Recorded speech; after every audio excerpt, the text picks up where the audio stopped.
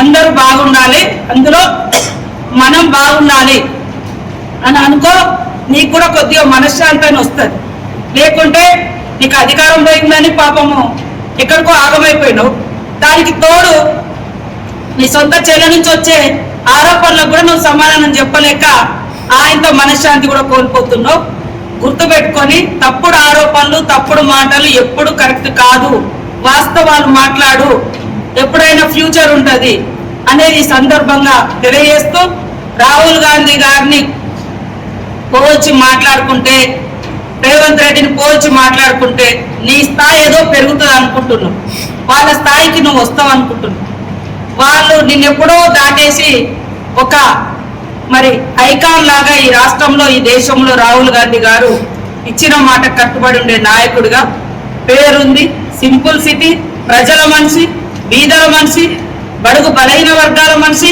అందుకనే దేశంలో ఎవరికి రాని ఆలోచనతో బీసీ వర్గాలకు కూడా కులగణన జరగాలని, వాళ్ళెంతో ఎవరెంతో వాళ్ళకంత వాటా దక్కాలని కూడా ఒక ఉద్యమానికి శ్రీకారం చుట్టినటువంటి నాయకుడు మా రాహుల్ గాంధీ గారు. మీరు మొత్తం మా కుటుంబానికే దక్కాలి, మాకే దక్కాలి, మాకు దక్కంది ఇంకెవరికి దక్కొద్దు అని అంటారు కదా. మేము మంచిగా పరిపాలించలేదు కాబట్టి ఎవరు మంచిగా పరిపాలించవద్దు, మేము రైతు రుణమాఫీ చేయలేదు కాబట్టి ఎవరు చేయలేదని తప్పుడు మాటలు అనాలి.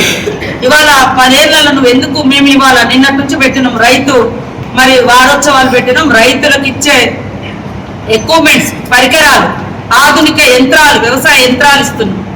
మరి అదెందుకు నువ్వు రద్దు చేసినావు అని మేము అడుగుతున్నాం. ఈరోజు నువ్వు కేవలం పట్టా ఉంటేనే రైతులకు రైతు బీమా పెట్టినావు. ఈరోజు రాష్ట్రంలో ఉన్న 1,50,00,000 మంది కుటుంబ సభ్యులందరికీ కూడా ఇవాళ 5 లక్షల ఇందిరమ్మ బీమా పెట్టి, ప్రతి రైతు కావచ్చు, రైతు కుటుంబం కావచ్చు, విద్యార్థి కావచ్చు, ఎవరు ఏ పరిస్థితులలో చనిపోయినా వాళ్ళని ఆదుకునే పథకాన్ని తీసుకొచ్చినటువంటి నాయకుడు రేవంత్ రెడ్డి గారు. కాబట్టి ఇవన్నీ కూడా అర్థం చేసుకొని ఈ తప్పుడు కారు కూతలు బంద్ చేసి వాస్తవాల మీద పోరాడండి. ప్రజలు హర్షిస్తారు, ఎప్పుడైనా ఇవేళ్ళ తర్వాత ఆదరిస్తారని ఈ సందర్భంగా తెలియజేస్తారు.